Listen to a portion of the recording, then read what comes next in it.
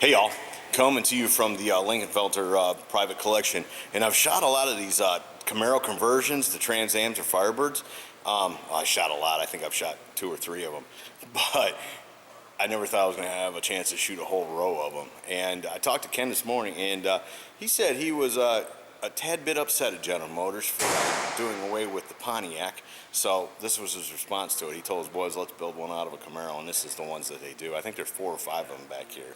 So anyways, let me get the camera turned around. We'll take a look at them.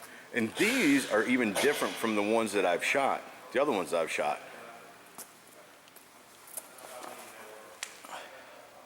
It's got a 455 too, and that being in a Pontiac, that was a Pontiac displacement, so that's kind of cool.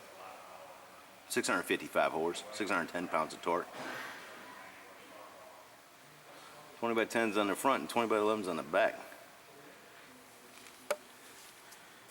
I mean, I've seen these before on the internet, you know, obviously on the internet, but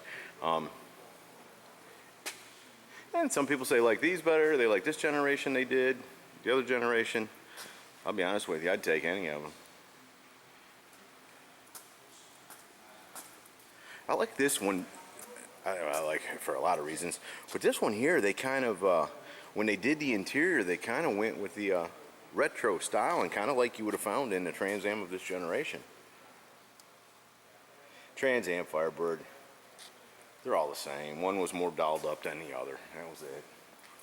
I know Pontiac purists probably crucify me for classifying them that way, but to your average Joe like myself, there wasn't much difference. We all wanted Trans Ams, and you know, me and my friends, over a Firebird, just because the Trans Am to us we thought was a cooler car with the additions they made to it. But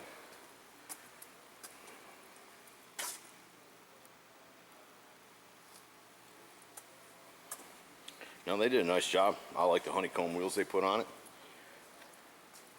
Knockoff of the original ones from there.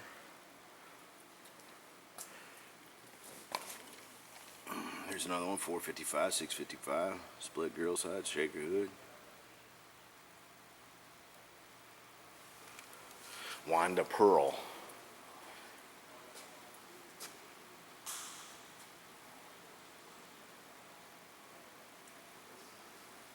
I like how those headlights sit back in there, the grills molded, all that. I like them, you know. You know, they got people who are going to say that, oh, it's just a Camaro with a body kit. Yeah, you know, you're right. You are right. It is a Camaro with a body kit. But, and not just exactly bolted on somebody's garage. And there again, you know, their interior is cool, because that reminds me of what you would have seen in this generation Trans Am Firebird.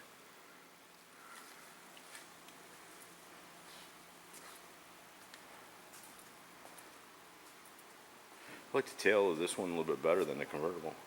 Just the blacked out, it's still the same thing, but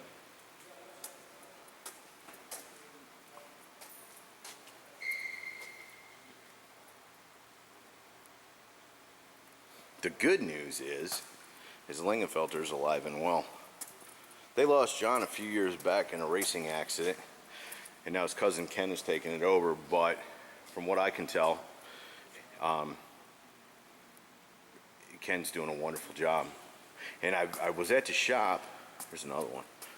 Oh, this is actually a real one. Sorry. I was at the shop yesterday, and what great hosts they were to me. How cool was that? This is numbers matching 4-speed, one of 855. It's an HO 71. You know what? I better shoot that one by itself. We'll come back to that one. Let me just get these new ones all in one video.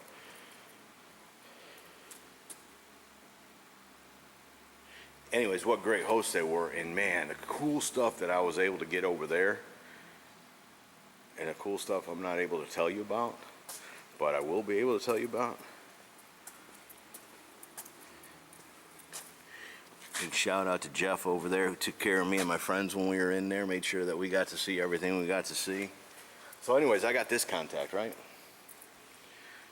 So I think I'm going to be able to get us some pretty cool stuff coming out of here, because these guys rock. They're mostly GM. They did have a Chrysler product they were working on over there. My buddy asked about the Mustangs. because he's got a GT 500. Said they would have to buy Ford software, and they weren't ready to do that. And as Jeff explained, you can do a lot of things well, or you can do one thing great.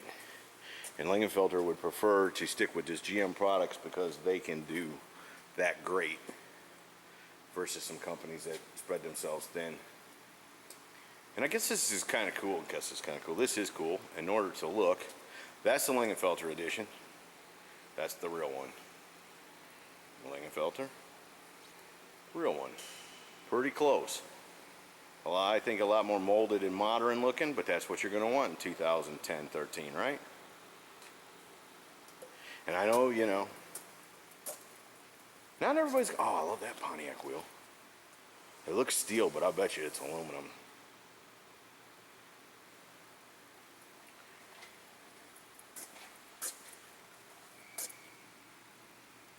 And they drive all these cars. That's the thing about Lingenfelter. They don't build show cars. Don't come to them looking for a high-end custom trailer queen. That isn't it. All these cars are built to drive, and they drive them. They don't take them to Walmart, I don't guess. Or you put them on the road to drive them to California, but they autocross them. They race them. These boys are about performance and going fast, making it handle and looking cool. Stuff you can use. If I could sum what I've learned up in 2 days from being around the Lingenfelter crew, that's what I grasped from them, is they are about making them handle, making them run, and making them drivable, and then making them look cool. You know, first and foremost, they want to make them run, they want to make them drive, and then after that, they go to work on them, make them cool. And in my opinion, they have done a wonderful job in all those aspects. So, anyways, there's their series on the new Camaro for being a new Firebird or Trans Am from the Lingenfelter Private Collection. Hope you all have enjoyed it. See you.